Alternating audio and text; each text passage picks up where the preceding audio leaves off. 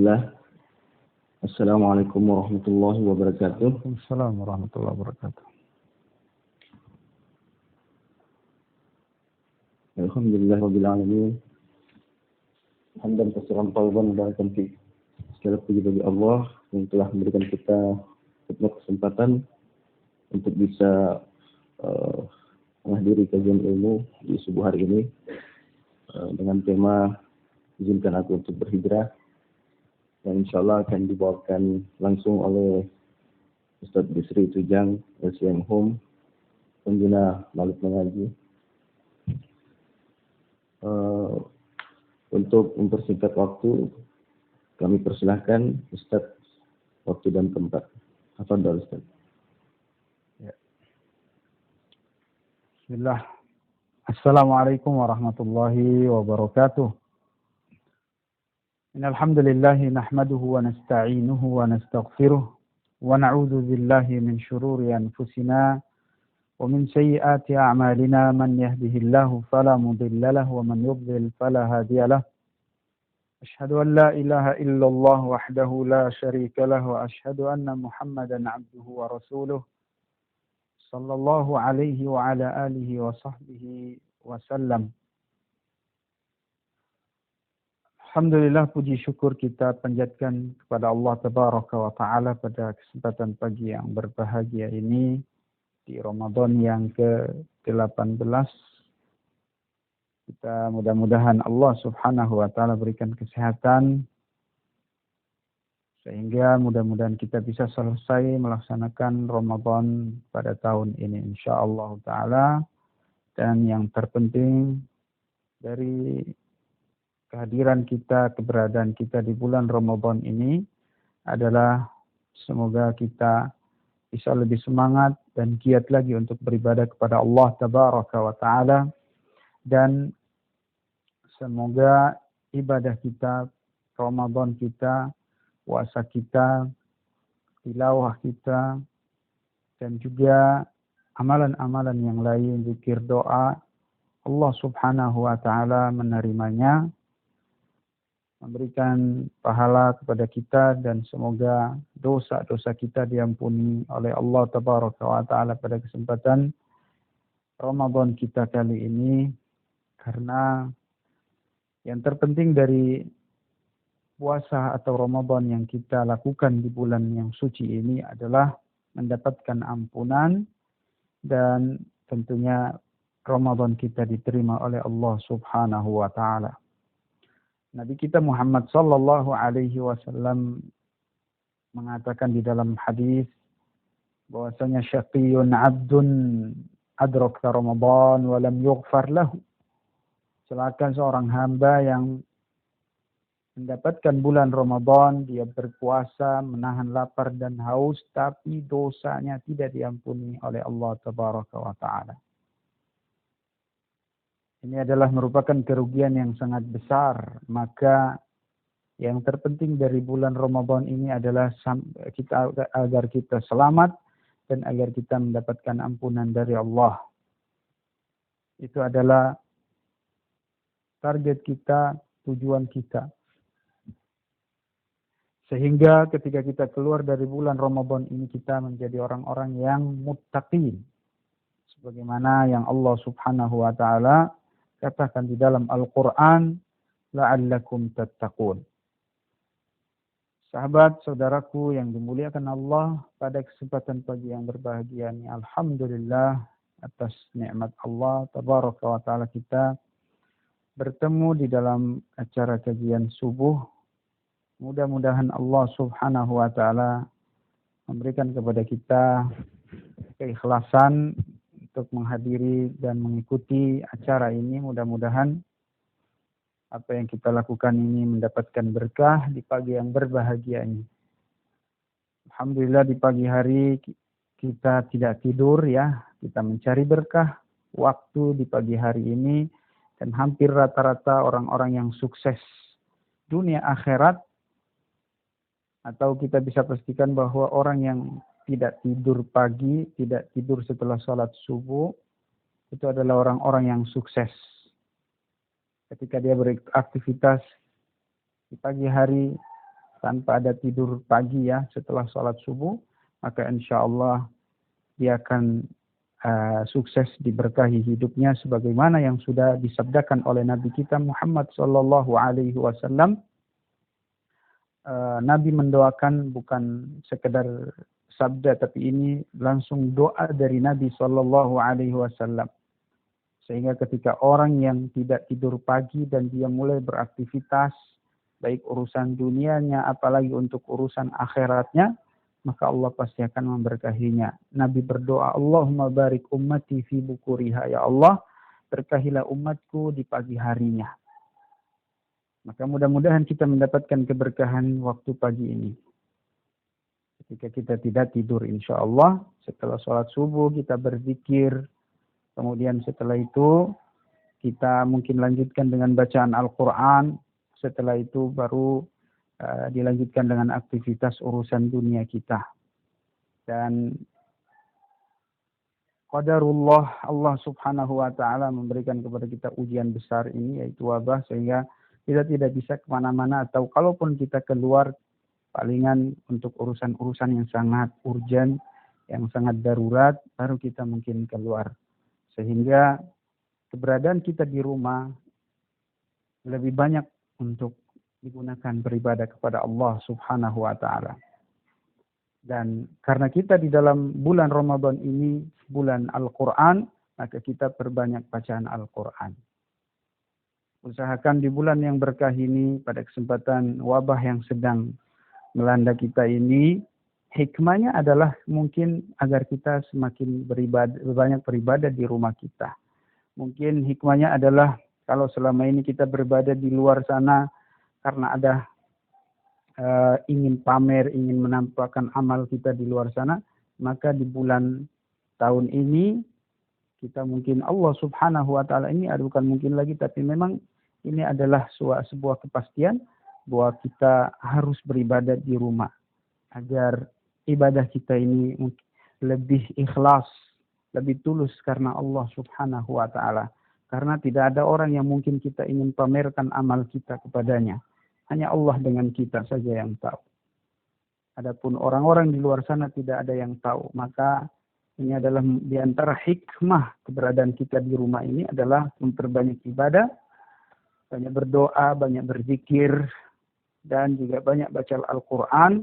Dan tidak perlu kita expose, dipamerkan ibadah kita di bulan Ramadan ini. Hanya kita saja dengan Allah tabaraka wa ta'ala yang tahu. Sahabat yang dimuliakan Allah, pada kesempatan pagi ini kita akan membahas tema yang ini adalah merupakan juga kesempatan bulan yang berkah ini kita ambil waktu bagi kita yang mungkin belum punya punya semangat untuk berhijrah. Karena hijrah itu sendiri adalah merupakan perintah dari Allah subhanahu wa ta'ala dan Rasulnya. Nabi kita Muhammad sallallahu alaihi wasallam menggambarkan tentang hijrah itu adalah sebenarnya hakikatnya, esensinya adalah pertaubatan. Karena taubat itu wajib, maka istilah hijrah ini pun wajib. Allah subhanahu wa ta'ala mengatakan, ya ayyuhalladzina amanu tubu ilallah taubatan nasuha. Wahai orang-orang yang beriman, taubatlah kalian kepada Allah subhanahu wa ta'ala dengan taubat nasuha. Taubatlah kalian kepada Allah dengan taubat nasuha. Taubat nasuha itu apa? Taubat yang murni karena Allah, ikhlas kepada Allah subhanahu wa ta'ala. Maka hijrah itu atau taubat itu adalah perintah Allah subhanahu wa ta'ala. Maka kemudian dari sinilah tidak ada alasan bagi kita untuk tidak bertaubat.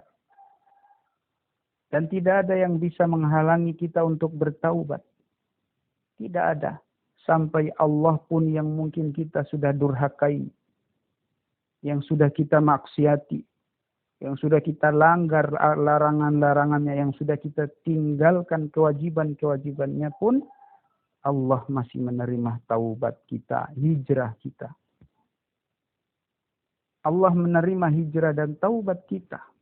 Maka kemudian kalau kita mengatakan aku ingin bertaubat tapi aku punya banyak dosa. Aku ingin berhijrah tapi aku kayaknya belum pantas untuk berhijrah. Keadaanku masih belum siap. Maka kita katakan bahwasanya Allah subhanahu wa ta'ala masih membuka pintu pertaubatan. Pintu untuk berhijrah kembali kepada Allah subhanahu wa ta'ala agar semakin baik. Untuk menjadi manusia yang sempurna insyaallah ta'ala. Allah membuka pintu taubat kepada kita. Lebar-lebar. Dosa apapun yang kita lakukan sebelumnya. Allah subhanahu wa ta'ala tidak melihat itu yang penting. Sekarang keinginan kita untuk bertaubat. Keinginan kita untuk bertaubat itulah yang kita butuhkan.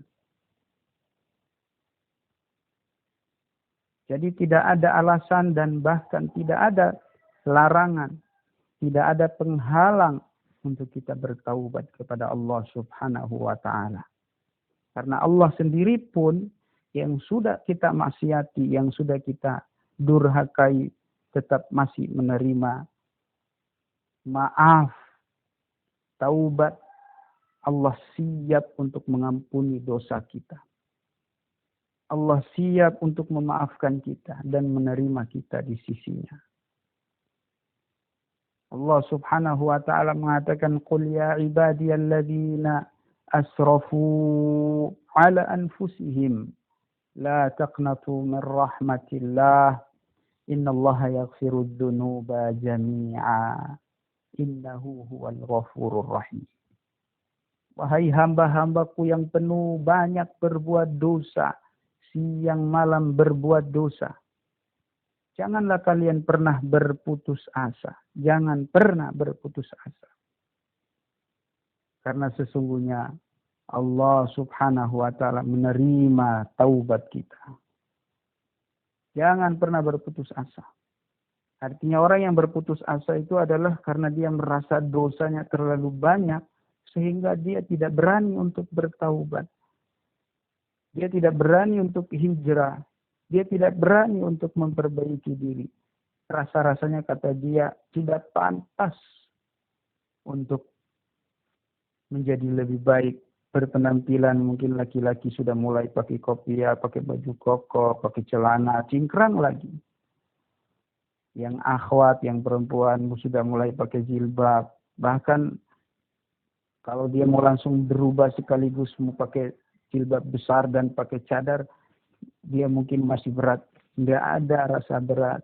Nggak ada rasa takut. Pokoknya ada keinginan, ada niat. Bismillah. Dengan niat yang sungguh-sungguh. Dengan keikhlasan karena Allah subhanahu wa ta'ala. Maka Allah membuka taubat, pintu taubat untuk kita. Jangan pernah merasa ada yang kurang, ada yang tidak pas, yang tidak sesuai. Enggak. Orang bertaubat itu langsung dia berubah. Langsung dia berubah. Walaupun mungkin, mohon maaf, sebelumnya seorang wanita yang belum pakai jilbab, langsung sekaligus mau pakai jilbab besar dan mau pakai cadar pun, itu terbuka. Tidak ada larangan. Siapa yang mau larang? Cuman kita saja yang merasa malu dari manusia untuk menjadi lebih baik. Enggak. Seharusnya Allah subhanahu wa ta'ala yang kita durhakai itu yang mungkin mengatakan kepada kita, ente, kamu belum pantas untuk bertaubat. Tidak ada yang namanya orang bertaubat lalu Allah katakan, kamu belum pantas bertaubat. Enggak. Sampai pun kalau kita durhaka, sampai mungkin setingkat Fir'aun, selama ajal belum datang kepada kita, durhakanya kita, biadabnya kita sampai setingkat itu kufur dan syirik. Kalau kita bertaubat sebelum mati, Allah terima. Allah terima. Allah Maha Pengampun. Allah Rahim, Rahman. Nabi kita Muhammad sallallahu alaihi wasallam menggambarkan ada seorang laki-laki yang sudah, Allah ini Nabi cerita tentang orang-orang Bani Israel. Bahwasanya ada seseorang yang sudah membunuh 99 manusia. Dosa apa itu? Dan kita tahu membunuh satu nyawa itu kata Rasul sallallahu alaihi wasallam bahwa la zawalud dunya ahwanu 'ala Allah min qatli rajulin muslim. Sungguh dunia ini hancur masih lebih ringan jika engkau membunuh nyawa seorang muslim. Ini orang bunuh 99 orang. Dosa besar. Dosa sangat besar sekali. Tapi Nabi mengatakan laki-laki ini ketika dia sudah membunuh 99 orang, lalu dia bertanya kepada salah seorang ahli ibadah. Dia bertanya kepada salah seorang ahli ibadah yang kurang ilmunya. Cuman ahli ibadah, kurang ilmu agama. Dia bertanya kepada si ahli ibadah itu, dan dia bertanya, apakah masih ada taubat untuk saya? Masihkah Allah terima taubat saya? Kalau saya bertaubat, saya sudah bunuh 99 manusia. Maka kemudian si ahli ibadah itu mengatakan kepada laki-laki ini yang sudah membunuh 99 orang, dia bilang tidak ada taubat bagi kamu. Allah tidak terima taubatmu. Maka dalam keadaan seperti itu dia tambah emosi. Dia ingin menjadi baik tapi kenapa tidak ada jalan, kesempatan untuk bertaubat. Maka si pendeta ini atau si ahli ibadah ini dibunuh sama laki-laki ini dan sempurna jadi 100 orang. Jadi 100 nyawa mati. Genap 100 orang. Baru kemudian setelah itu dia pergi cari kira-kira siapa yang bisa menjelaskan masalah ini. Dia datang kepada seorang rahib yang ulama Bani Israel, seorang pendeta, ditanyakan apakah masih ada taubat untuk saya sudah bunuh 100 orang. Maka si pendeta ini mengatakan, siapa yang menghalangi engkau dengan Allah subhanahu wa ta'ala? Manil ladzi yahulu bainaka wa bainallah? Tidak ada. Siapakah yang menghalangi antara engkau dengan Allah subhanahu wa ta'ala? Allah Maha Pengampun. Allah menerima taubat siapapun yang mau bertaubat kepada Allah subhanahu wa ta'ala. Ya. Tidak ada batas antara kita dengan taubat. Misalnya Allah cegat, kamu nggak boleh pergi untuk menuju menjadi lebih baik. Enggak. Allah menerima, membuka taubat. Pintu taubat ini terbuka untuk kita.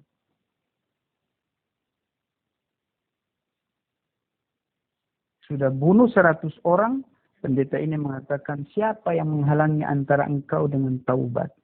Tidak ada celah. Kalau mau bertobat, terbuka. Siapa yang punya keinginan untuk bertaubat?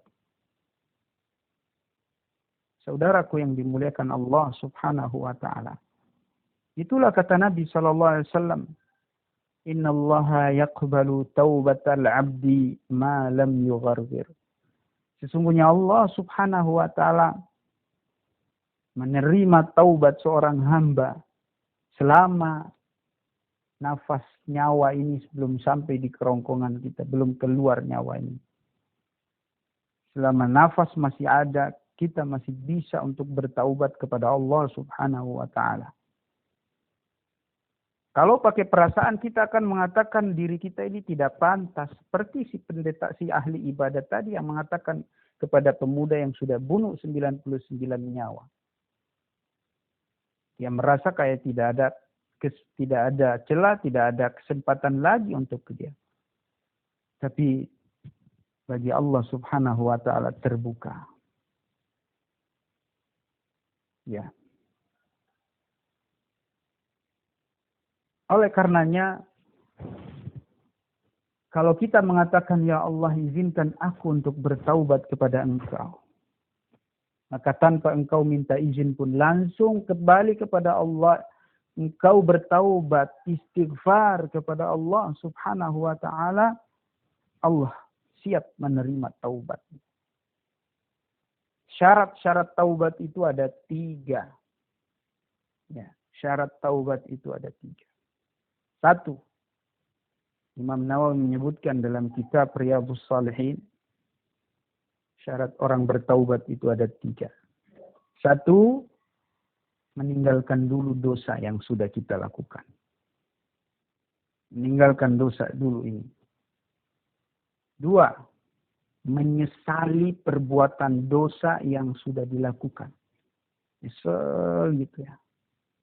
Kenapa ya saya kok bisa melakukan seperti itu, ya Allah, nyesal. Karena ketika kita menyesal, dari situlah muncul keinginan, niat untuk minta ampun kepada Allah Subhanahu wa taala. Kita ingin mau berubah menjadi lebih baik lagi ketika ada penyesalan itu.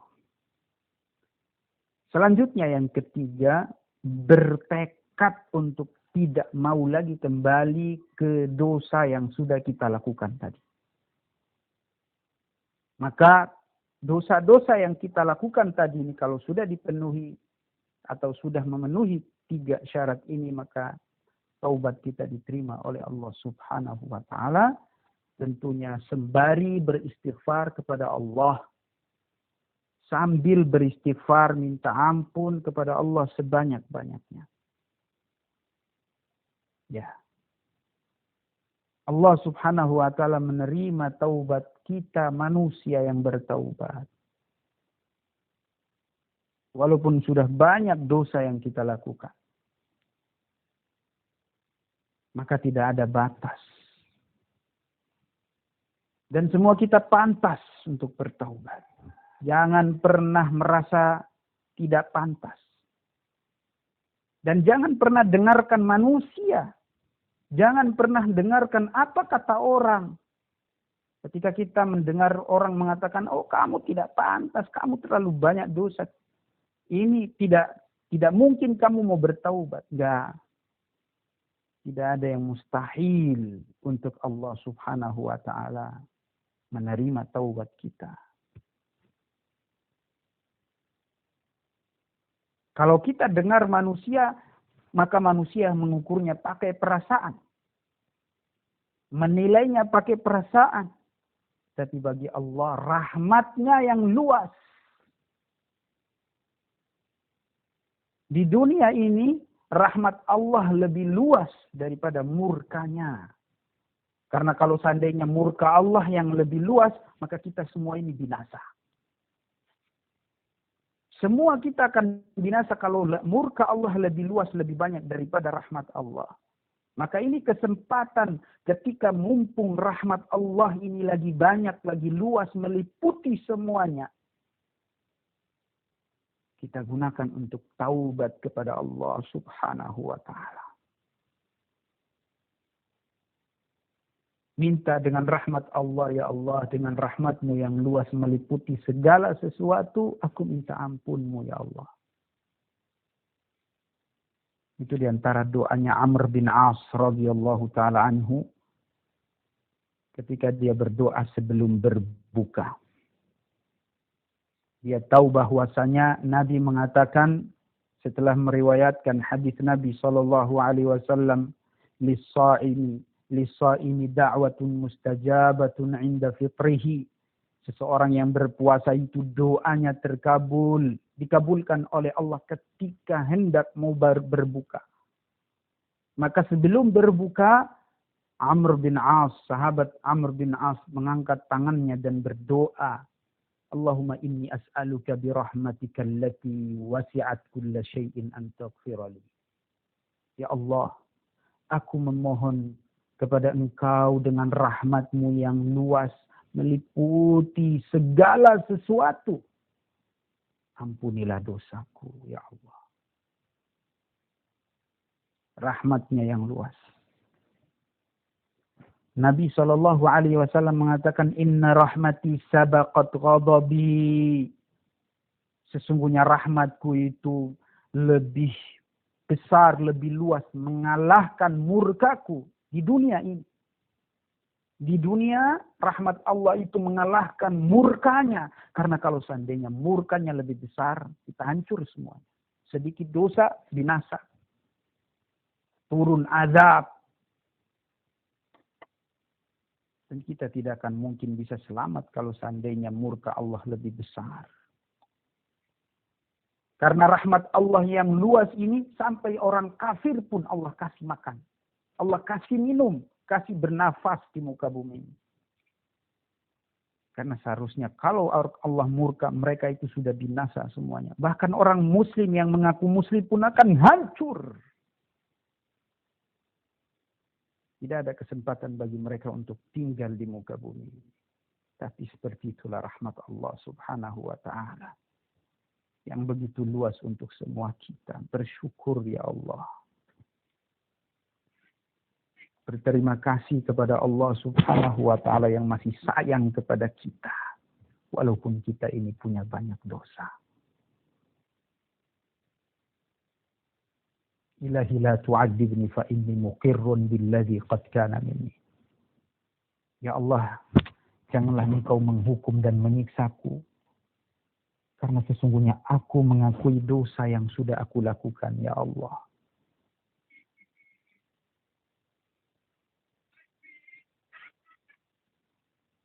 Wa ma li hilatun illa roja'i wa afuka wa husnu dhanni illam ta'fu anni.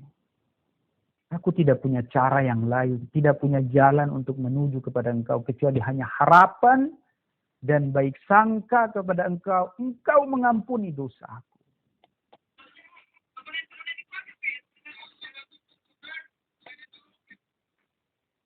Engkau mengampuni dosaku.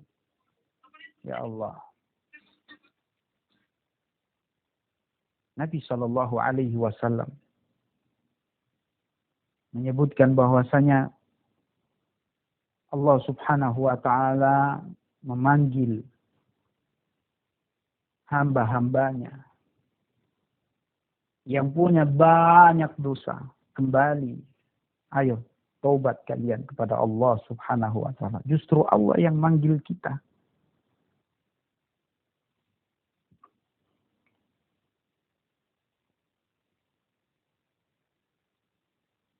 Bahkan kita walaupun sudah bertobat kemudian buat dosa lagi. Kemudian tobat buat dosa lagi. Allah masih mengampuni dosa-dosa kita, kesalahan-kesalahan kita. Bahkan sekalipun kita sudah berbuat dosa. Lalu kita bertobat, dosa lagi, tobat, dosa lagi. Allah masih mengampuni kita. Karena Allah masih sayang kepada manusia, hamba-hambanya. Kalau Allah tidak mengampuni dan merahmati kita, maka tidak pantas Allah dikatakan Ghafur, Rahim, Rahman, Tawwab. Tidak pantas mau dikatakan Allah Ghafur, Maha Pengampun, Maha Penyayang, Maha Menerima Taubat. Sampai dalam bahasa Arab itu kata-kata Ghafur itu adalah zat yang paling banyak memaafkan, mengampuni. Rahim paling merahmati manusia, makhluknya. Tawwab yang paling banyak menerima taubat.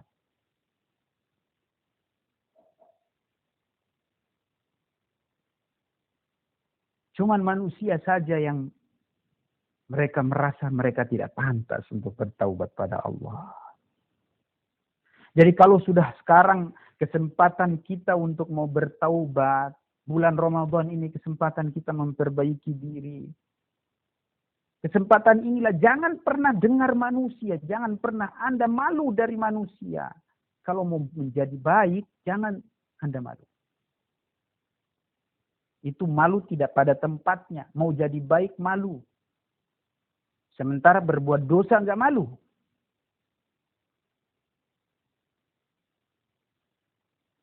Jangan dibalik, jangan disalah tempatkan ini malu, karena malu itu bagian dari iman.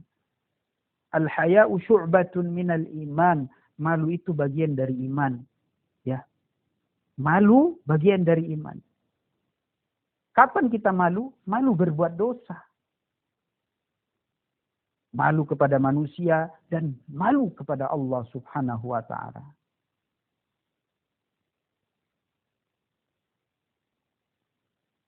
Malu berbuat dosa kepada manusia dan malu kepada Allah, zat yang telah menciptakan kita dan yang telah memberikan kepada kita nikmat ini.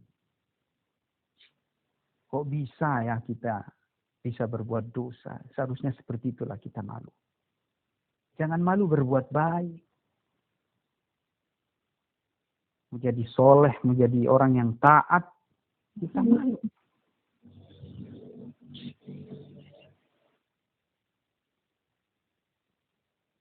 Ini kesempatan sekarang kita mau menjadi baik. Jangan tunggu. Nanti ajal sudah datang kepada kita. Kalau datang ajal, tidak ada maaf bagi engkau. Tidak ada sudah. Kalau ente sudah terlambat. Sudah terlambat. Nafas sudah di kerongkongan, sudah terlambat itu. Kata Rasul sallallahu alaihi wasallam. Inna Allah yaqbalu taubata atau yaqbalu taubata al-'abdi ma lam yughargir. Sehingga Allah Subhanahu wa taala menerima taubat seseorang sebelum nafas sampai kerongkongannya. Taubatnya diterima oleh Allah Subhanahu wa taala sebelum itu. Setelah itu tidak diterima lagi. Dan kita tidak tahu kapan kita mati. Bahkan dalam keadaan sehat pun kita bisa mati. Kalau Allah kehendaki, inginkan itu terjadi, terjadi. Tidak ada yang mustahil bagi Allah. Tidak ada yang tidak bisa dilakukan oleh Allah. Allah bisa melakukan apa saja.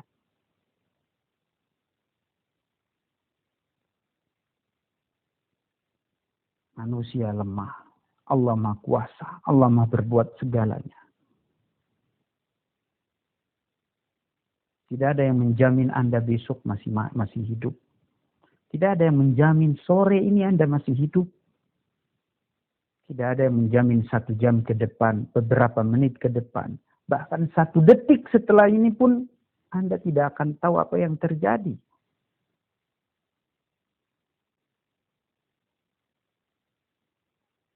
Oleh karenanya kita senantiasa dalam keadaan sedih dan takut.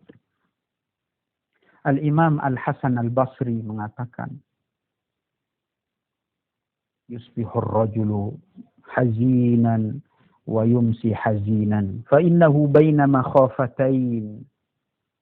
Seharusnya seorang mukmin itu dalam keadaan di pagi hari dalam keadaan sedih, di sore hari pun dalam keadaan sedih. Wala yasa'uhu ghairah. Dan dia tidak boleh melakukan selain itu. Seharusnya dia di pagi hari dalam keadaan khawatir dan selalu takut. Dan di sore hari pun selalu dalam keadaan khawatir, takut. Dan tidak boleh kecuali hanya itu saja yang dia lakukan. Kenapa? Karena dia berada di antara 2 rasa takut. Apa itu? Yakhafu ala dhanbin madha. La yaf'alu ma fa'ala Allah, la ya'lamu ma fa'ala Allah bihi. Karena dia tidak tahu dosa yang dia sudah lakukan, yang sudah lewat itu. Dia tidak tahu Allah sudah ampuni apa tidak. Wala ya'rif, wala ya'lamu ajalahu, mada sayahsulu lahu minal mahalik. Dan dia juga tidak tahu sebentar lagi atau hidupnya ini akan datang. Dia tidak tahu apakah dia mati dalam keadaan baik atau tidak. Maka kita cuma punya 3 hari. Kemarin yang sudah lewat atau sebelumnya sudah lewat itu sudah tidak bisa balik lagi. Dan esok hari itu belum tentu milik engkau. Engkau cuma punya sekarang dan waktu berjalan. Manfaatkan itu. Yang sore atau besok belum engkau miliki. Sekarang jalani. Taubat sekarang. Jangan tunggu. Nunggu belum sempat bertaubat, mati. Dan Anda kalau mati dalam keadaan belum bertaubat, naudzubillah, atas dosa yang kamu lakukan sebelumnya. Belum tibakah saatnya untuk berubah, bertaubat kepada Allah Subhanahu wa ta'ala? Kapan Anda mau menjadi baik? Dan kapan kita menjadi orang baik? Sampai Anda kaya? Sampai Anda punya anak? Sampai Anda sudah mau beristri? Justru Anda menjadi baik itu sebelum menikah. Dari mulai balik dan sampai sebelum menikah, Anda sudah harus baik. Karena kalau Anda mau menginginkan pasangan Anda, calon Anda baik, Anda harus baik dulu. Anda harus soleh dulu. Siapkan rumah tangga yang baik dari sekarang. Pilihlah calon yang baik, yang soleh. Yang laki-laki cari calon perempuan yang soleha. Yang perempuan juga cari nunggu calon yang soleh. Sehingga kemudian menuju rumah tangga yang insya Allah. Yang disebutkan oleh Allah Subhanahu wa ta'ala. Rumah tangga yang sakinah, mawaddah, warahmah.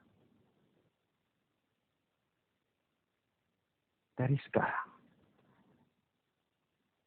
Sebelum berumah tangga, sebelum punya anak, ya. Sebelum Anda menjadi kaya dan sebelum segala sesuatu, Anda sekarang nih harus baik. Jangan nunggu.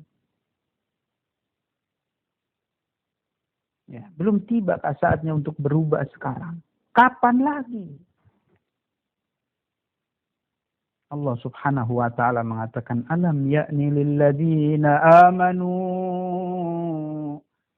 ألم يأن للذين آمنوا أن تخشع قلوبهم لذكر الله وما نزل من الحق. Belum tibakah saatnya bagi orang-orang yang mengatakan dirinya beriman. Untuk apa? Takut kepada Allah Subhanahu wa ta'ala. Menjalankan, mengikuti apa yang Allah turunkan kepada Muhammad. Kebenaran ini. Kapan kita mengikuti kebenaran ini? Al-haq ini. Waktunya sudah terbuka sekarang. Sekarang ini sudah terbuka pintu taubat untuk mau berubah. Kebiasaan-kebiasaan buruk ini kita tinggalkan sekarang. Semoga Allah Subhanahu wa ta'ala menguatkan kita untuk berubah. Untuk berhijrah, taubat kepada Allah Subhanahu wa ta'ala. Ini kita sekarang nih, bismillah. Gak ada yang menghalangi kita. Allah pun tidak menghalangi kita. Walaupun kita sudah banyak durhaka kepada Allah Subhanahu wa ta'ala. Apalagi cuma manusia. Tidak ada wewenang di situ dia. Karena taubat itu kepada Allah, bukan kepada manusia. Kalau kepada manusia, iya mereka akan mengatakan kamu tidak pantas. Tapi Allah tidak ada yang tidak pantas. Semua pantas yang mau bertaubat kepada Allah Subhanahu wa ta'ala. Anda merasa jijik dan hina kepada manusia, tapi Allah tidak merasa jijik dan hina kepada hambanya yang mau kembali taubat kepada Allah Subhanahu wa ta'ala. Seorang wanita yang dirajam di kota Madinah. Dia mengaku dia berbuat zina. Setelah menunggu proses yang lama, Dia dilihat hamil. Ketika dia ketahuan sudah hamil, Nabi suruh tunggu sampai dia melahirkan. Setelah melahirkan, Nabi suruh tunggu sampai dia menyatih bayinya 2 tahun. Baru setelah itu boleh ditegakkan rajam untuknya. Dilempar sampai mati. Ketika dilempar sampai mati, ada seorang sahabat yang saya ingat itu adalah Khalid ibn Walid. Atau kalau tidak salah Abdurrahman bin Auf. Ketika mereka melempari perempuan tersebut dan kemudian darahnya itu ada yang muncrat ke salah seorang sahabat. Lalu dia mencaci atau menghina si perempuan yang bertaubat itu, yang dirajam karena dia yang menginginkan. Dalam riwayat itu perempuan datang kepada Rasul sallallahu alaihi wasallam dan mengatakan, "Ya Rasulullah, tahhirni." Ya Allah, ya Rasulullah, sucikan, bersihkan dosaku. Fa inni hubla minaz zina, karena aku ini sekarang hamil berbuat zina. Dia minta dibersihkan dosanya. Maka setelah melalui proses yang panjang sampai bayinya lahir dan sampai disapih 2 tahun. Baru kemudian Nabi tegakkan hukuman itu. Dan kemudian ketika darah itu muncrat mengenai salah seorang sahabat. Dan dia menghina si perempuan itu, merendahkan si perempuan itu. Maka apa kata Rasul sallallahu alaihi wasallam kepada sahabat ini? La tasubbuha fa innaha qad tabat taubatan. Law wuzi'at ala ahli al-Madinati lawasi'atum. Dalam riwayat yang lain katakan, law wuzi'at ala 70 min ahli al-Madinah lawasi'atum. Jangan kamu cela dia, jangan kamu hina dia, jangan kamu remehkan dia, jangan kamu rendahkan dia. Karena sesungguhnya dia telah melakukan pertaubatan yang murni, yang tulus kepada Allah Subhanahu wa taala. Kalau seandainya dosa-dosa taubatnya ini dia dibagikan kepada para penduduk Madinah yang bertaubat. Para penduduk Madinah yang bertaubat semuanya. Bayangkan penduduk Madinah yang bertaubat. Kalaupun satu taubat ini sudah cukup diberikan, dibagi-bagi kepada semua penduduk Madinah yang bertaubat.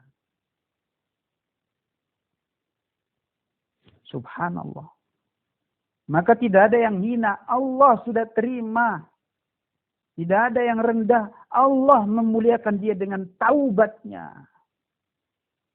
Justru Allah suka nih kepada orang-orang yang mau bertaubat, yang mau berubah. Yang Allah tidak suka, yang tidak mau berubah. Allah tidak suka yang tidak mau tobat, yang tidak mau hijrah. Justru Allah suka, Allah muliakan, Allah cinta, Allah angkat derajatnya, Allah ampuni dosanya, Allah bersihkan. Karena Nabi Shallallahu Alaihi Wasallam mengatakan, "At-taibu minadz-dzanbi kaman la dzanba lahu." Orang yang bertaubat dari dosa-dosa itu sudah tidak ada dosanya. Tidak ada dosanya. Dengan 3 syarat tadi. Meninggalkan dosa, menyesali perbuatan, dan bertekad untuk tidak mengulang lagi dosa itu.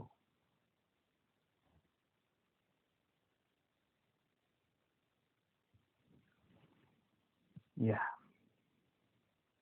Saudaraku yang dimuliakan Allah Subhanahu wa taala. Sekarang Allah tunggu kita yang mau berubah. Ya. Kalau masalah berbuat kesalahan itu manusiawi. Nabi mengatakan kullu bani Adam khata'. Setiap manusia punya banyak dosa. Khata' itu banyak dosa. Dalam hadis yang lain, hadis qudsi, Nabi mengatakan, innakum tukhti'una bil-laili wan-nahar. Kalian itu berbuat dosa siang malam. Wa ana aghfiru lakum. Dan aku mengampuni dosa itu. Walaupun siang malam buat dosa, Allah ampuni. Mau kecil, mau besar, Allah ampuni. Tidak ada batas bagi Allah Subhanahu wa ta'ala. Nabi juga menyebutkan dalam hadis qudsi, innallaha yabsutu yadahu bil-lail Innallaha yabsutu yadahu bil-laili yatuba musii'an nahar. Ayo ke sini. Ini Allah panggil. Allah bentangkan tangannya memanggil hamba-hambanya. Allah bentangkan tangannya di malam hari memanggil hamba-hambanya yang ingin bertaubat karena sudah berbuat dosa di siang hari.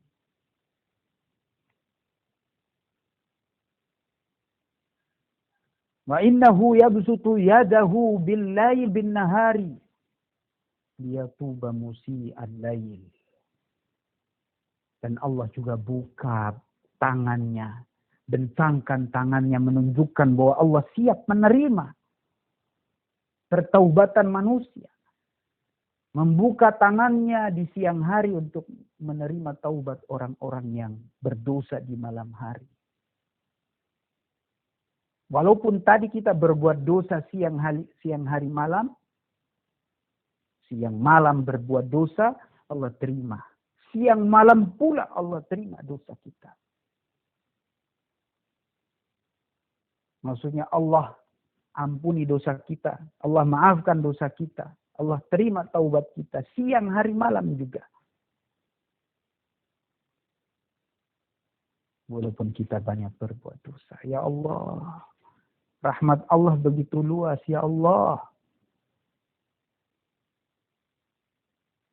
Adakah manusia atau makhluk di dunia ini yang punya kasih, punya sayang, punya segalanya untuk orang-orang yang durhaka kepadanya?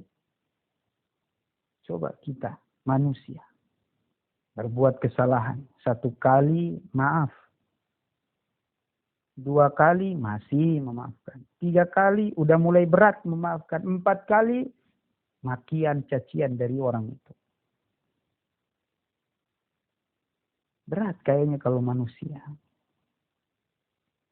Tidak ada berat bagi Allah subhanahu wa ta'ala. Oleh karenanya, saudaraku yang dimuliakan Allah subhanahu wa ta'ala. Allah menerima taubat kita. Jadi kalau kita ingin bertaubat berhijrah sekarang, Allah buka pintu hijrah. Hijrah itu kata Nabi SAW, al-muhajiru man hajara ma nahallahu anhu. Orang yang berhijrah itu adalah meninggalkan apa yang dilarang oleh Allah subhanahu wa ta'ala. Meninggalkan apa? Sesuatu yang dilarang oleh Allah. Itu yang kita lakukan.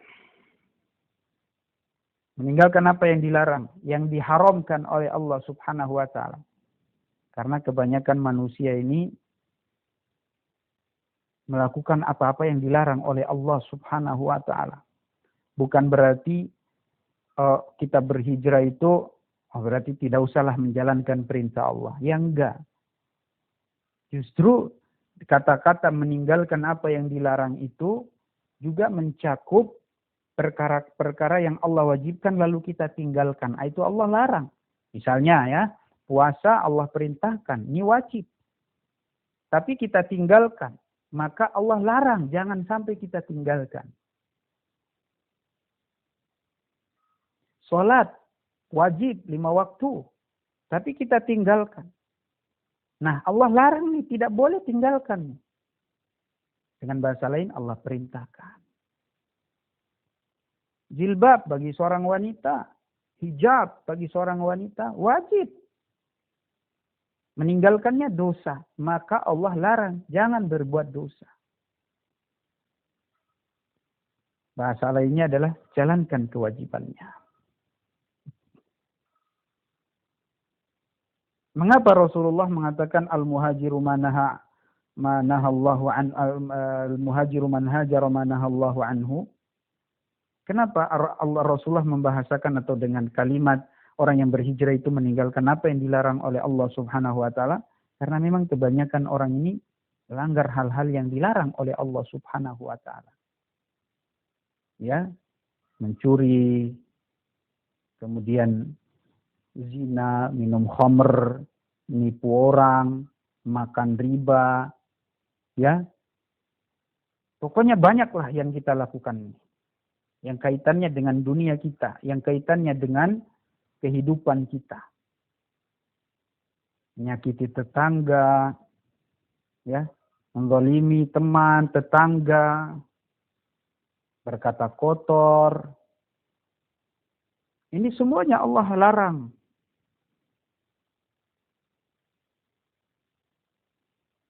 Bahkan orang yang sudah sholat pun, yang sudah ibadah pun, yang sudah sholat, yang sudah puasa, yang sudah menjalankan kewajiban pun masih melakukan yang dilarang-larang ini. Kadang masih berdusta, ya. Kadang masih makan riba, walaupun dia udah sholat, udah puasa, tapi masih makan riba. Haji, udah haji lagi, udah umroh berkali-kali, masih makan riba. Bahkan hajinya pakai uang riba. Ya semoga aja Allah terima ya. Kita cuma husnudzon saja. Karena memang ibadah itu harus didasarkan dari yang halal ya. Kita haji pakai uang yang halal. Karena Rasulullah mengatakan innallaha thayyibun la yaqbalu illa thayyiba. Sesungguhnya Allah itu maha baik dan tidak menerima kecuali yang baik. Yang baik dan dari yang baik. Maka subhanallah ya, kadang orang sudah puasa, sudah sholat, sudah haji, sudah menjalankan kewajiban nih, tapi masih melakukan yang haram-haram tadi. Maka orang yang berhijrah itu tinggalkan semua. Sekarang nih, Anda udah sholat 5 waktu, udah pakai jilbab, tapi Anda masih makan yang riba. Karena ini kita ini hidup ya, jadi manusia ini dihadapkan dengan kehidupan ma'isyah. Dengan kehidupannya. Orang ini banyak tidak sabar ketika dihadapkan dengan kehidupan dia ini. Ya. Kadang tidak cari kerja nggak dapat, akhirnya solusi yang terakhir yang haram pun disikat. Yang halal susah katanya. Ya Allah, karena kita saja yang tidak banyak berdoa pada Allah, tidak minta petunjuk dari Allah, tidak minta bimbingan dari Allah subhanahu wa ta'ala. Kalau coba kita minta dulu pada Allah sebelum cari pekerjaan, sebelum cari penghasilan, minta dulu pada Allah. Kan kita punya Tuhan Allah subhanahu wa ta'ala yang maha memberi rizki. Innallaha yabsutur rizqa liman yasha'. Allah memberikan membentangkan rezekinya kepada hamba-hambanya, semua manusia. Dan tidak ada makhluk di muka bumi ini yang tidak punya rezeki. Semua ada. Allah punya sifat atau punya nama Ar-Rahman, ya, yang memberikan rahmat kepada seluruh makhluknya, bukan cuma orang Muslim saja. Maka kalau kita tahu Tuhan kita maha memberi rizki, membentangkan rahmatnya, karunia-Nya untuk manusia, maka kita orang Muslim mukmin sebelum melakukan aktivitas cari nafkah, apa yang kita cari di dunia ini, mulailah dengan berdoa dulu pada Allah Subhanahu wa ta'ala. Minta kepada Allah, angkat tangan. Itulah susahnya kita. Karena memang kita juga tidak mau mengenal Allah. Akhirnya benar-benar kita ini sudah tidak diingatkan kepada Allah Subhanahu wa ta'ala. Benar-benar kita lupa Allah. Jadi seakan-akan kita mendapat penghasilan, punya gaji, punya semuanya itu adalah seakan-akan cuman kita yang menentukan. Oh itu kita yang atur, oh itu saya yang usaha atau kita yang usaha. Enggak, itu semuanya dari Allah Subhanahu wa ta'ala. Kasih sayang Allah, rahmat Allah sehingga kita masih bisa makan, kita masih bisa minum, kita masih bisa merasakan kehidupan ini. Saudaraku yang dimuliakan Allah Tabaraka wa Ta'ala. Kembali lagi. Bahwasanya ada di antara manusia yang walaupun dia sudah ibadah, sudah menjalankan kewajibannya, tapi dia masih melakukan yang haram. Sehingga disinilah kemudian Rasulullah mengatakan orang yang berhijrah itu bukan cuman sholat yang dijalankan, kewajiban yang dijalankan, puasa dia puasa, tapi di luar sana dia masih suka berdusta, nipu orang, kata-katanya masih kotor, suka menyakiti manusia. Ini belum berhijrah ini. Ya. Karena kadang sebagian orang hijrah itu cuman casing doang. Ya. Yang ditampakkan kepada manusia saja. Tapi hijrahnya belum utuh. Belum semuanya, belum total. Hijrah itu total. Allah memanggil kita. Ya ayyuhalladzina amanu dkhulu fis silmi kafa. Wahai orang-orang yang beriman, masuklah kalian kepada Islam sesempurnanya, secara sempurna, seutuhnya.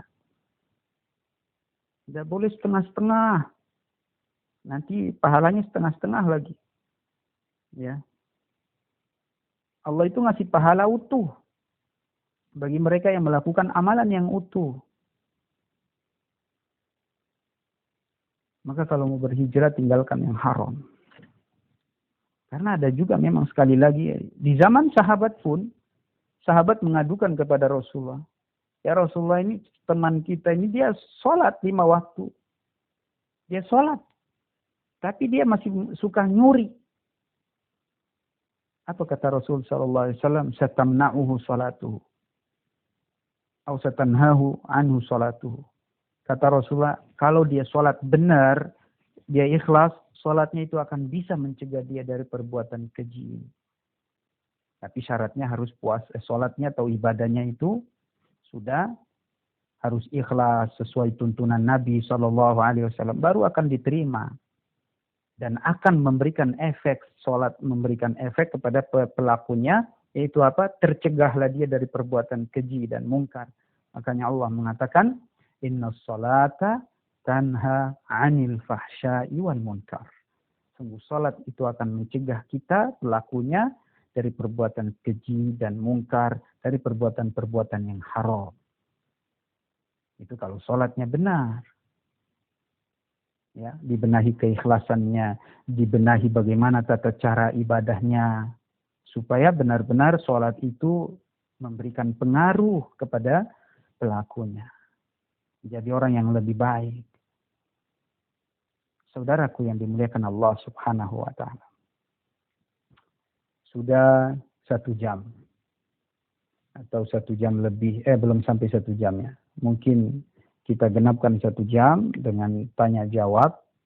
Jadi materi kita pada kesempatan kali ini, yaitu apakah ada yang menghalangi kita untuk bertaubat dan berhijrah?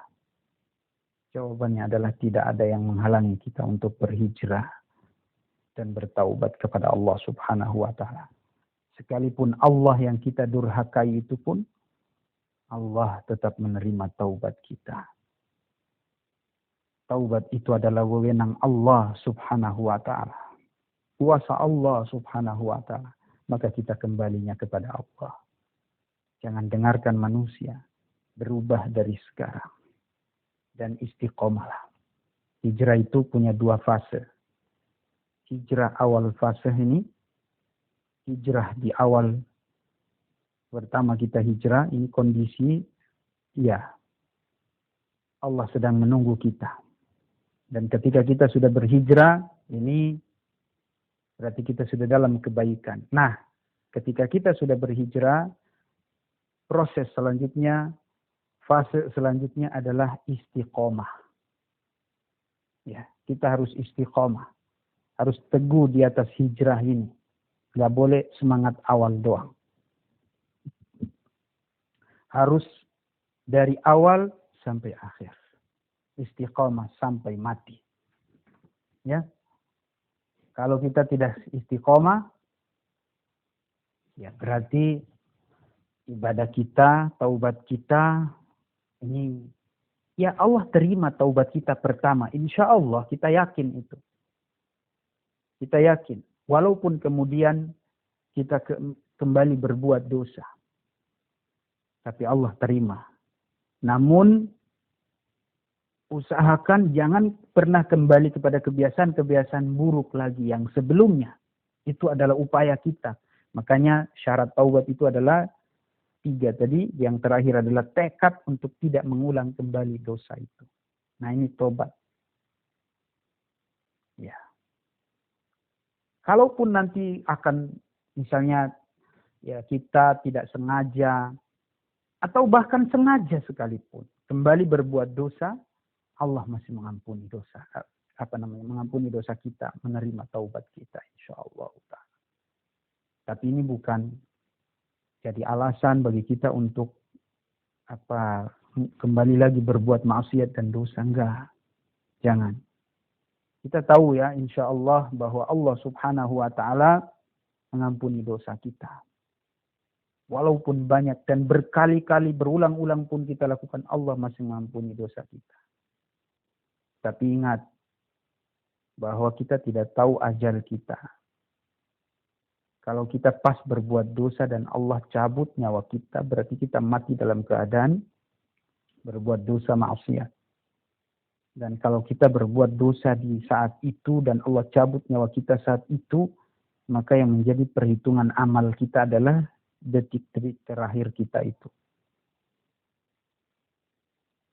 Nabi SAW mengatakan, innamal a'malu bil khawatim. Amal perbuatan itu tergantung dengan penutupnya, ujungnya. Artinya apa? Yang diperhitungkan adalah amalan terakhirnya. Itu yang jadi tolak ukur. Nabi SAW juga sebutkan dalam hadis ketika Abdullah bin Mas'ud radhiyallahu anhu bertanya kepada Rasulullah, ya Rasulullah, anu akhadu bima amilna fil jahiliyah. Ya Rasul, apakah kita akan dihukum atas dosa-dosa yang kita lakukan dulu di zaman jahiliyah? Karena sahabat Abdullah bin Mas'ud ini khawatir kira-kira dosa kita ini diampuni tidak, dimaafkan tidak yang sudah kita lakukan di zaman jahiliyah itu. Ada kegelisahan, kekhawatiran, itulah kemudian dia bertanya pada Rasul SAW. Apa kata Rasul SAW? Man ahsana fil islami lam yu'akhad bima amila fil jahiliyah. Siapa yang Islamnya sudah baik sampai mati, tidak akan dihukum dosa-dosa yang sebelumnya.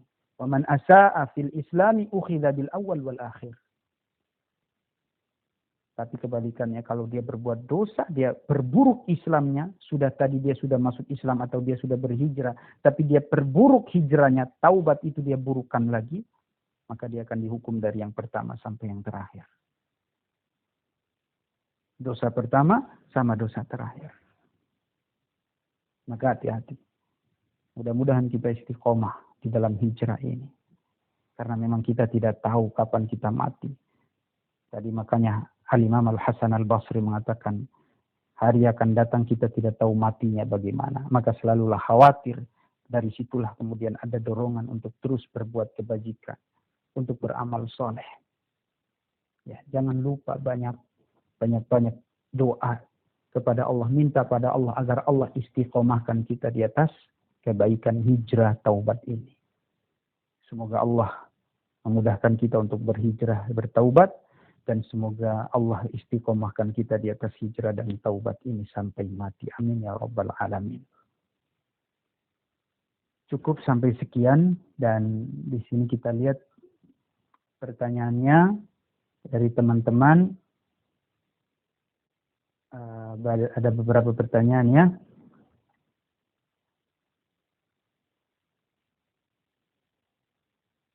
Saya cukupkan untuk materinya dan saya terima pertanyaan yang masuk. Pertanyaan pertama dari Ibu Neti Bangun ya. Beliau bertanya, Ustadz, apakah berdoa pada waktu sujud dan sebelum salam itu mustajab juga? Dan apakah berdoa saat sujud dan sebelum salam harus bahasa Arab dan tidak dilafazkan? Ya, berdoa dilafazkan. Ya, kita berdoa dilafazkan. Dikeluarkan suara pelan saja, tapi dilafazkan ya. Kemudian pakai bahasa apa saja boleh. Pakai bahasa apa saja boleh. Pakai bahasa kita boleh. Bahasa Indonesia. Pakai bahasa daerah pun tetap boleh. Allah Subhanahu wa ta'ala mendengar kita. Ini untuk doa ketika sujud ya. Untuk doa ketika sujud. Tapi kalau doa sebelum salam, menggunakan doa-doa yang diajarkan oleh Nabi Shallallahu Alaihi Wasallam di dalam berdoa ketika sebelum salam. Ya. Doa sebelum salam ini banyak yang diajarkan oleh Rasulullah Shallallahu Alaihi Wasallam. Berlindung dari neraka, berlindung dari dajjal, berlindung dari fitnah kubur dan azab kubur, berlindung dari hutang, berlindung dari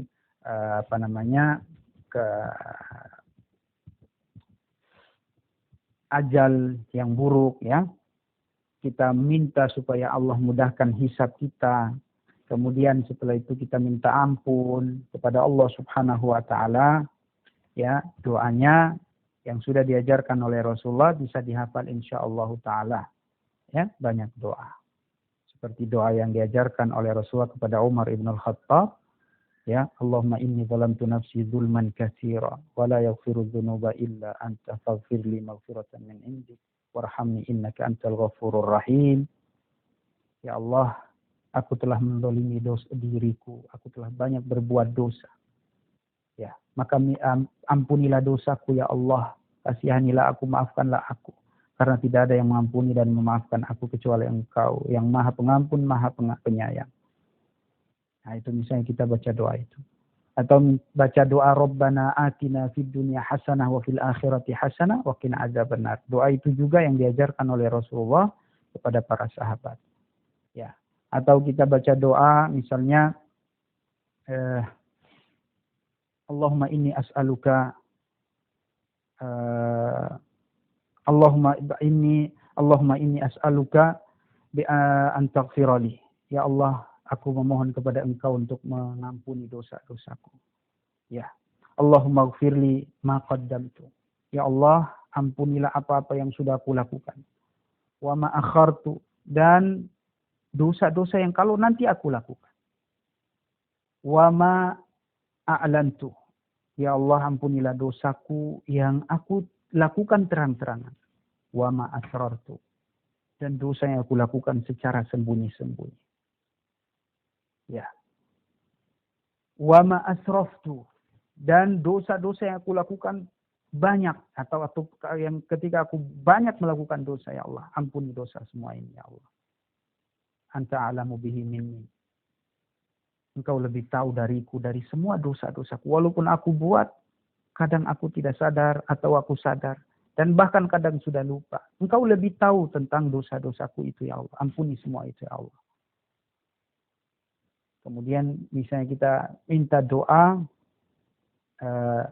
Allahumma a'inni ala dzikrika wa syukrika wa husni ibadatik. Ya Allah, tolonglah aku untuk senantiasa baik beribadah kepada Engkau. Baik dalam mengingat Engkau. Baik dalam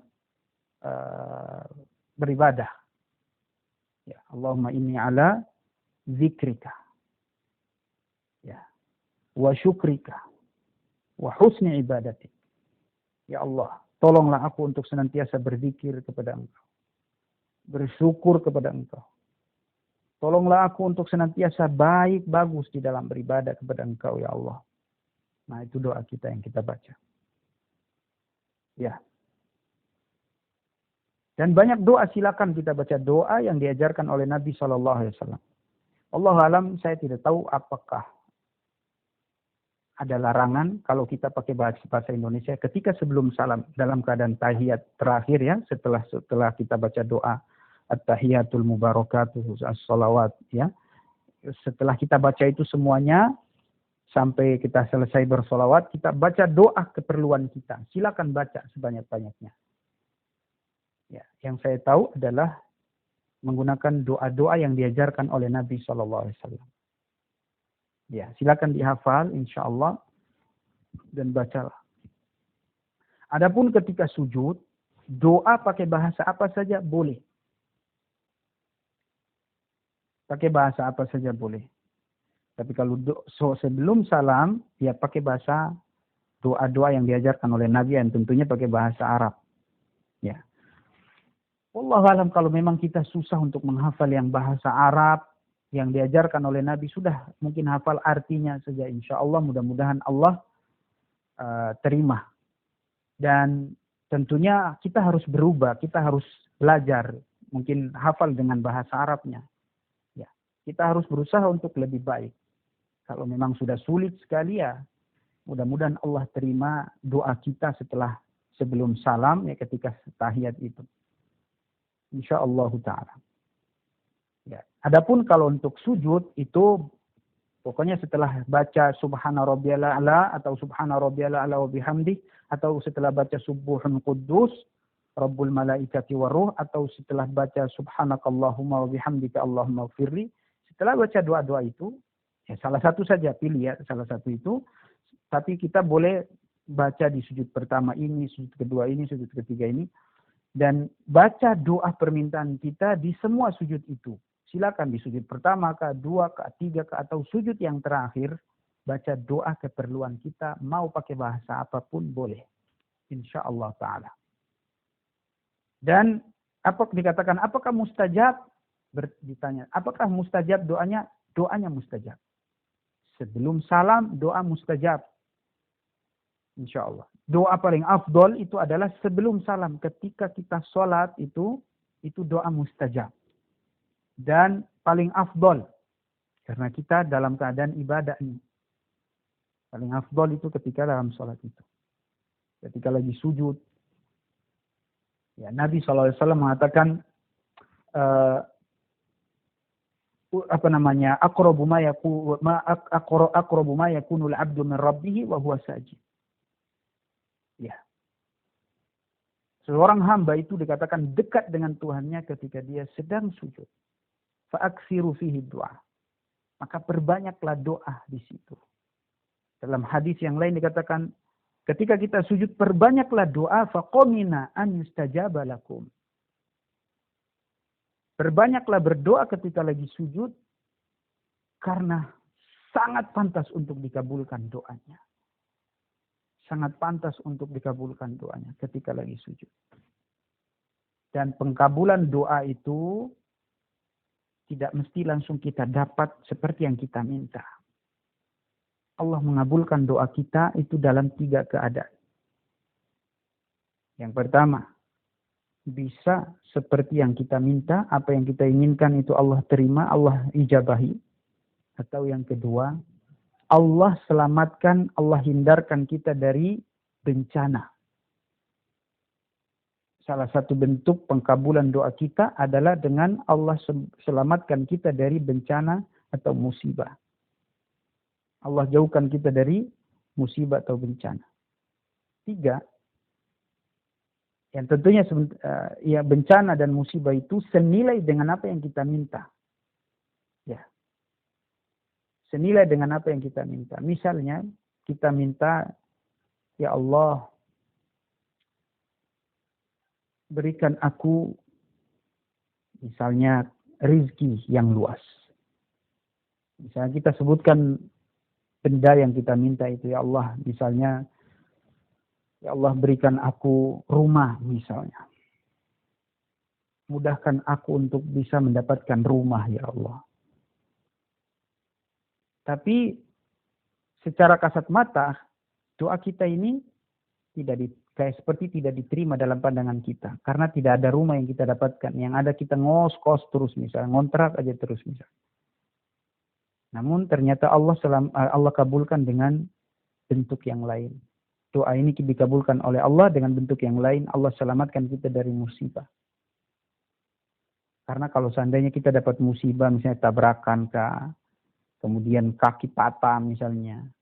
Ya, tulang-tulang patah yang kalau operasi harus butuh uang ratusan juta misalnya. Nah itu senilai dengan permintaan kita minta rumah tuh. Ya, sehingga Allah selamatkan kita. Atau misalnya mungkin orang yang kalau seandainya dia sakit, Allah timpakan penyakit yang mungkin susah bernapas, sehingga dia kalau bernapas harus pakai oksigen. Ya, itu Allah selamatkan. Tanpa sadar kita ini sudah diberikan oleh Allah pengkabulan doa atas doa yang kita minta. Oksigen berapa yang kita pakai, kita gunakan tuh. Itu nikmat Allah subhanahu wa ta'ala yang sangat mahal. Ya, hitung aja tuh. Ya, ini pengkabulan yang kedua. Yang ketiga, Allah tabung, Allah kasih nanti di mana? Di akhirat. Di dunia belum dapat, tapi insya Allah di akhirat dapat. Akumulasi dari semua doa itu Allah kasihkan nanti di akhirat misalnya. Atau mungkin sebagian dikabulkan dan sebagian tidak. Tapi bukan tidak dikabulkan, tapi tidak dikabulkan di dunia, tapi dikabulkannya di akhirat.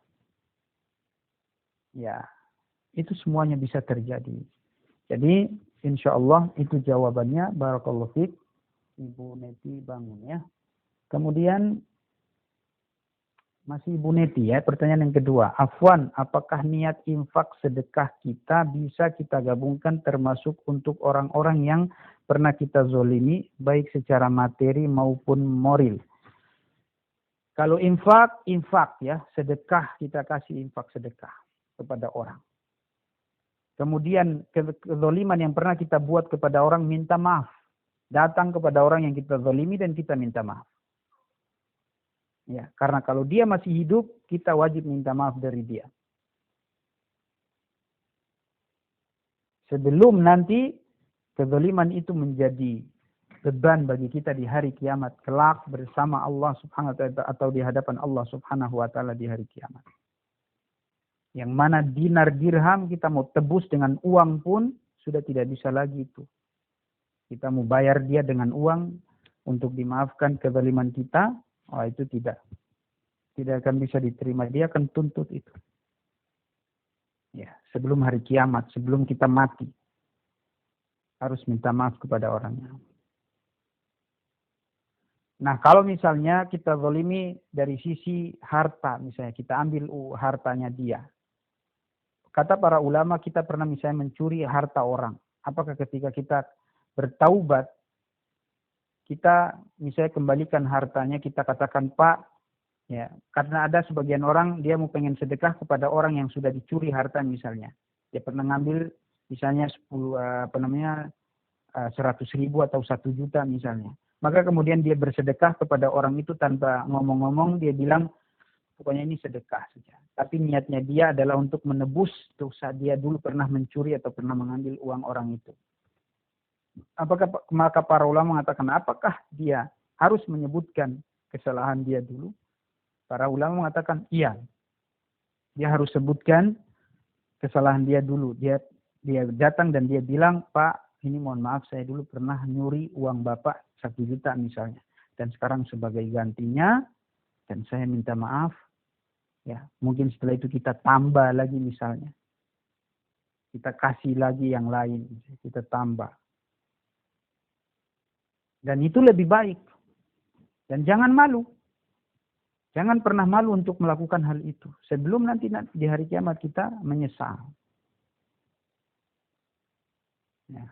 Karena ketika kita tidak terus terang kepada orang yang kita zalimi itu, dia mungkin orang itu yang kita zalimi, dia akan mengatakan saya tidak akan pernah memaafkan sampai hari kiamat. Kecuali kalau dia kembalikan. Baru saya maafkan. Itu. Maka kita harus minta maaf.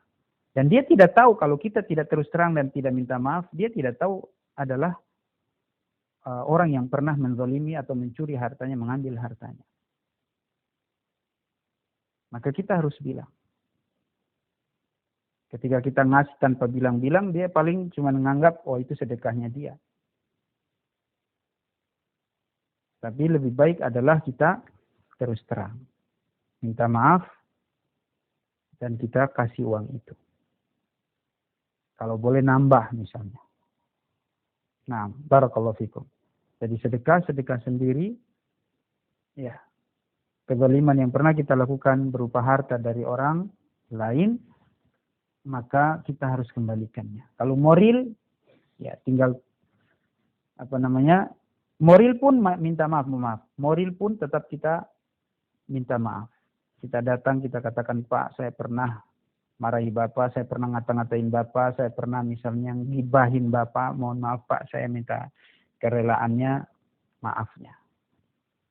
Itu kata para ulama. Barakallahu fikum. Kemudian masih Bu Neti, Masya Allah nih. Ini sudah ya, ini sudah berapa kali.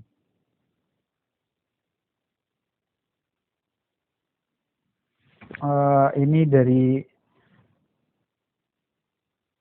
Nia ya, Ibu Nia Farhan. Nah, bismillah, assalamualaikum. Afwan izin bertanya Ustaz, apakah dosa-dosa kita yang terdahulu tetap akan dihisab oleh Allah walaupun saat ini kita sudah berhijrah? Ya, sudah kita katakan tadi, sudah kita jawab. Kalau kita sudah bertaubat, maka dosa itu sudah diampuni oleh Allah Subhanahu wa taala. Sudah selesai. Yang sudah lalu sudah kita minta taubat, Allah ampuni. Tapi ingat tadi sudah kita katakan harus pertahankan istiqomah hijrahnya. Kalau enggak itu bisa dihukum dari awal sampai akhir. Ya. Itu yang kita khawatirkan. Apakah bila ada dosa yang dilakukan seorang wanita yang ditinggal oleh suaminya beralih kembali kepada kedua orang tuanya, apakah seorang pendosa masih bisa berharap untuk mendapatkan pasangan yang soleh, soleh-solehah? Ya, apakah bila ada dosa yang dilakukan seorang wanita yang ditinggal oleh suaminya beralih kembali kepada kedua orang tuanya? Ya tentunya kalau seorang wanita berbuat dosa, ya, lalu kemudian suaminya dia pergi meninggalkan istrinya karena kezaliman atau kedosa si istri itu, maka tentunya dosa ini kita harus minta maaf dari suami dan kita harus bertaubat, kita harus tinggalkan. Ada dosa, tentunya ada dosa. Kalau itu dosa atau itu adalah maksiat, ya tentu pasti ada dosanya. Ya. Apakah seorang pendosa masih bisa berharap untuk mendapatkan pasangan yang soleh dan soleha? Ya bisa, siapa saja. Siapa saja yang berbuat dosa, Allah maafkan. Cuman manusia yang tidak memaafkan. Tapi Allah sudah memaafkan jika kita sudah bertaubat kepada Allah Subhanahu wa taala. Sekali lagi tidak ada penghalang, tidak ada yang menghalangi Allah untuk kita bertaubat dan berhijrah. Kalau kita mau pengen pasangan yang lebih baik, yang soleh dan soleha, tidak ada yang terlarang. Dan tidak boleh ada orang yang melarang. Misalnya seorang perempuan misalnya pezina, kemudian dia sudah bertobat dan dia pengen nikah dengan orang yang soleh. Maka seharusnya ketika dia sudah bertobat, sudah hijrah, seorang laki-laki menerimanya. Karena yang dilihat adalah sekarangnya, kebaikannya yang sekarang. Dan kita doakan semoga itu istiqomah. Demikian juga sebaliknya. Seorang wanita, dia didatangi oleh seorang laki-laki yang mungkin sebelumnya pernah berbuat dosa, maksiat, ya, zina atau apa dosa yang dia lakukan. Tapi dia sudah bertaubat, sudah hijrah. Apakah kita terima laki-laki yang datang itu? Terima kalau dia sudah baik. Tidak masalah. Ya. Kita terima dia. Tidak ada masalah. Cuman masalahnya, orang yang datang kepada kita kan kita harus kenal betul. Ya, dia ini benar-benar serius atau tidak. Dia ini orang baik atau tidak. Kita harus tahu betul orang itu. Baik si perempuan ini, dia harus tahu laki-laki yang datang kepadanya. Latar belakangnya bagaimana. Karena memang kita mau berkeluarga ini kan untuk yang panjang. Demikian juga si perempuan. Kalau dia misalnya ditawarkan kepada seorang laki-laki yang soleh. Yang perempuan ini adalah mantan pelaku misalnya perbuatan zina. Maka si laki-laki dia harus ngecek dulu nih perempuan ini sudah baik apa betul, bagaimana respon dukungan keluarganya juga. Ya. Pokoknya kita perlu tahu dan kalau sudah jelas dia ini baik maka tidak ada salahnya dan tidak berdosa. Kita yang menerima tidak berdosa. Dan orang yang sudah taubat itu insya Allah kita yakin dia sudah diterima oleh Allah Subhanahu wa taala. Maka kita pun harus menerima orang seperti itu. Barakallahu fikum. Ini yang bisa kita jawab dari pertanyaan yang masuk. Mohon maaf apabila ada yang kurang dan insya Allah kita cukupkan materi kita, ya. Dan mohon maaf apabila ada yang salah. Saya cukupkan, saya tutup ya dengan doa kafaratul majlis. Subhanakallahumma wa bihamdika Asyhadu an la ilaha illa anta astaghfiruka wa atubu ilaik. Assalamualaikum warahmatullahi wabarakatuh. Waalaikumsalam warahmatullahi wabarakatuh. Syukran Ustaz, jazakallahu khair.